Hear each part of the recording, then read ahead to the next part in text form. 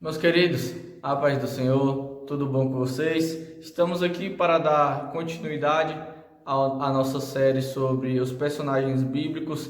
Peço perdão a vocês que estavam acompanhando. Fiquei um tempinho aí parado, mais de um mês, sem gravar nada, devido à correria do dia a dia, mistura faculdade, aí acaba embolando muitas coisas. Eu não tive tempo para me dedicar ao vídeo, a estudar, para estar trazendo a vocês, mas estamos aqui para finalizar a nossa série. Falta 2 vídeos aí. Hoje nós estudaremos 3 letras, como de costume: a letra R com a personagem Ruth, a letra S com o personagem Salomão e a letra T com o personagem Tiago, tá certo? Então vamos lá, pegue papel, caneta, o que você achar melhor e vamos aprender um pouco mais da palavra de Deus.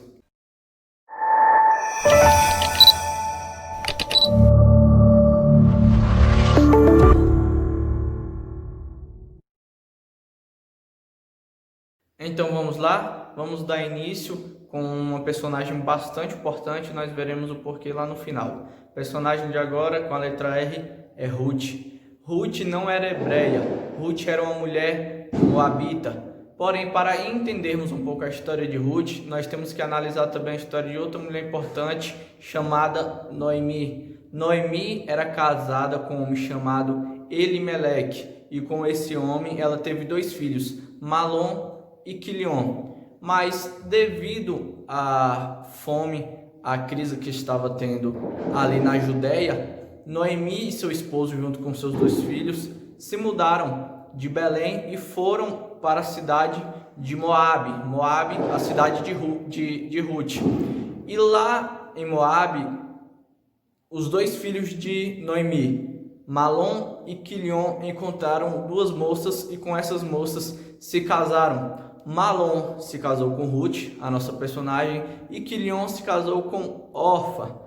Porém, passou-se o tempo e os 3 homens morreram. Elimeleque, o marido de Noemi, faleceu. Malom, esposo, marido de Ruth, também faleceu. E Quilion, marido de Orfa, também faleceu. Então ficou essas 3 viúvas. Noemi queria se despedir, queria se desfazer, devolver as suas 2 noras para a sua terra, tanto Ruth como Orfa, depois que os seus maridos morreram. Porém, Ruth não quis ir embora. Orfa seguiu seu caminho, voltou para a sua terra, porém Ruth não voltou. Ruth se manteve fiel à sua sogra, se manteve fiel à sua sogra Noemi e voltou, e teve aquela frase bastante conhecida que todos nós sabemos sobre Ruth: o teu Deus será o meu Deus e o teu povo será o meu povo. Passou-se alguns tempos, quando elas voltaram para a terra de Noemi, Ruth foi pegar espigas em um campo, e esse campo pertencia a um homem chamado Boaz. Boaz, esse homem importante, se apaixonou por Ruth. Então Noemi pediu para que Ruth fosse se deitar aos pés de Boaz. Essa passagem também ficou bastante conhecida. Eles se apaixonam, porém eles não poderiam casar ainda, porque a regra naquela época, a lei naquela época é que para uma mulher se casar novamente tinha que ter linhagem, tinha que ser filho da mesma mulher, teria que ser filho de Noemi, só que Noemi não poderia gerar mais filhos, mas poderia se casar com um parentesco.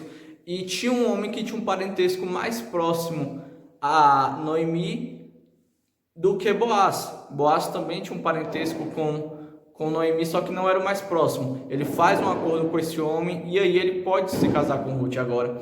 Eles se casam, o tempo passa e eles têm um filho chamado Obed. Obed gerou a Jessé e Jessé gerou ao rei Davi. Então Ruth, consequentemente, é bisavó de Davi e também, logicamente, é da linhagem, pertence à genealogia do nosso Salvador Jesus Cristo. Então aí nós percebemos a importância da história de Ruth para a nossa vida. Então vamos assim para o nosso segundo personagem de hoje. Então vamos lá para o nosso segundo personagem de hoje, que com a letra S nós escolhemos o personagem Salomão. Salomão foi o segundo filho de Davi com Batseba. porque vocês sabem bem que durante o adultério de Davi com Batseba, ela gerou um menino, teve um menino, porém esse menino morreu. Então Salomão foi o segundo filho de Davi com Batseba. Salomão assumiu o trono por volta, ele tinha mais ou menos 20 anos, lá no ano de 970 antes de Cristo. Adonias, um homem por nome Adonias, queria tomar o trono de Israel. Batseba, sabendo disso, já vai ao encontro de Davi e avisa a Davi. Então Davi agiliza as coisas e Salomão vira o rei de Israel.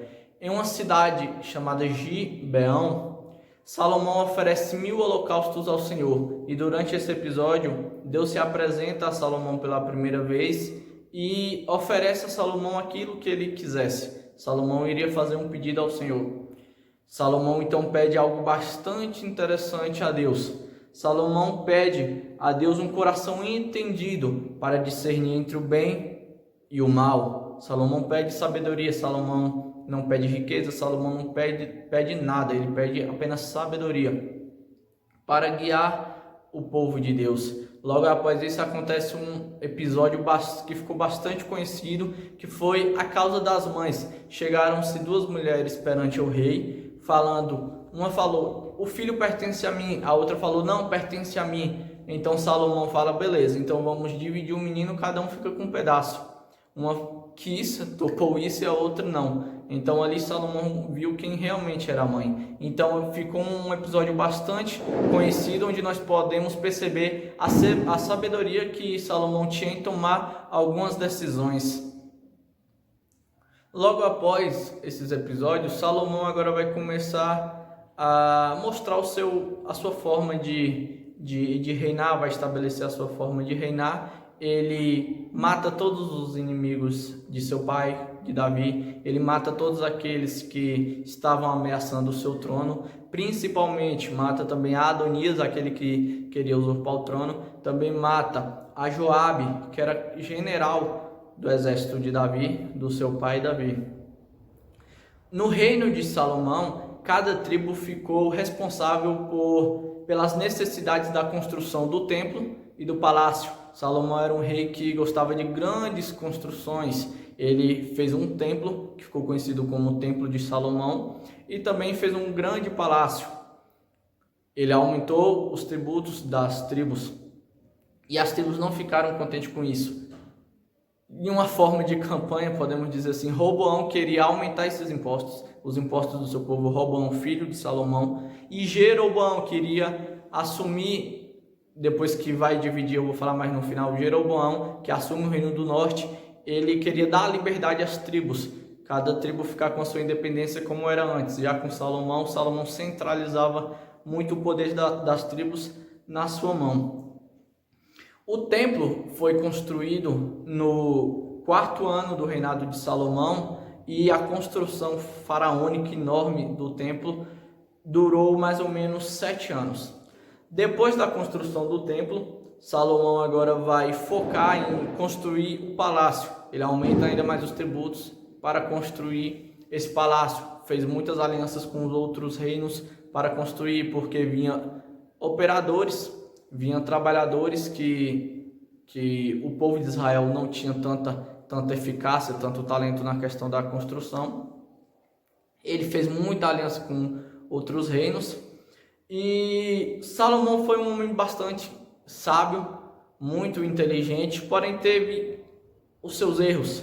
Salomão teve muita, podemos dizer, alguns deslizes por causa de sua quantidade de mulheres. Ele tinha 300 mulheres e 700 concubinas. Salomão ele era muito tolerante a religiões pagãs, deixava o povo adorar os seus deuses pagãos. Então isso atrapalhou muito a história de Salomão, o que aconteceu no fim da sua vida. E ao final nós sabemos, quando Salomão morre, o reino de Israel é dividido na tribo do sul e na tribo do norte. O seu filho Roboão assume o trono da tribo do sul e Jeroboão, aquele que queria dar liberdade às tribos, consegue assumir o reino da tribo do norte. Amém? Então vamos assim para o nosso terceiro personagem de hoje. Vamos lá para o nosso terceiro personagem e o último deste dia, que é Tiago, o filho de Zebedeu, porque teve outros três, ou mais dois. Tiago, filho de Zebedeu, e também de Salomé. Esse Tiago também era irmão do discípulo e apóstolo João. Tiago também pertenceu ao corpo dos 12 discípulos de Jesus Cristo. Interessante é que muitos fatos sobre Tiago eu acabei falando lá com João, porque eles sempre estavam juntos. Os atos mais relevantes de Tiago está lá falei lá no vídeo sobre João, mas vamos aqui relembrar um pouco sobre Tiago. Ele pertencia também aos três mais íntimos de Jesus Cristo, Pedro, Tiago e João. Os dois irmãos estavam aqui, Tiago e João, juntamente com Pedro, eram os três mais íntimos de Jesus Cristo, e estavam em momentos que nenhum dos outros estavam, no momento da transfiguração, na ressurreição da filha de Jairo e por aí vai. Também falei isso lá no vídeo de João. Eles ficaram conhecidos como filhos do trovão, pois tinham uma personalidade forte. Nós podemos ver isso quando eles pedem a Jesus Cristo para que eles pudessem orar para derramar fogo sobre a cidade de Samaria, pois aquela cidade não tinha recepcionado Jesus muito bem. Isso eu também falo lá no vídeo sobre João. Eles também pediram a Jesus Cristo lugares cativos, entre aspas, lugares seletos lá no reino de Deus. E aí a gente vê mais uma característica um pouquinho forte da parte de Tiago e de João. Conto mais detalhadamente lá no vídeo de João. Se você ainda não viu, vai lá dar uma espiadinha. E praticamente sempre andava ali com João, com os outros discípulos. Não temos muitos fatos sobre Tiago. Ele foi o primeiro, uma curiosidade aqui, o primeiro apóstolo martirizado por volta do ano lá em 44 depois de Cristo. Logo após a descida do Espírito Santo no dia de Pentecostes, Tiago praticamente dá uma sumida. Nós não temos muitos relatos sobre Tiago. A tradição, aí é uma tradição, nos diz que ele foi pregar lá na região da Espanha e depois volta para Jerusalém já no fim do seu ministério, que aí ele vai ser martirizado, que ele vai acabar sendo morto. Mas é apenas uma tradição isso sobre ele pregar na Espanha. Então não temos mais muitas coisas a dizer sobre Tiago. Amém? Então assim, chegamos ao final do nosso vídeo. Quero agradecer a você que assistiu até aqui. Já quero pedir que você deixe seu joinha, comente aí, compartilhe para o maior número de pessoas possíveis. Agradecer a todos aqueles que já estão inscritos, que estão nos ajudando a crescer. Que Deus abençoe a sua vida, a sua casa, esteja prosperando a sua família. Amém? Então aquele abraço e até a próxima.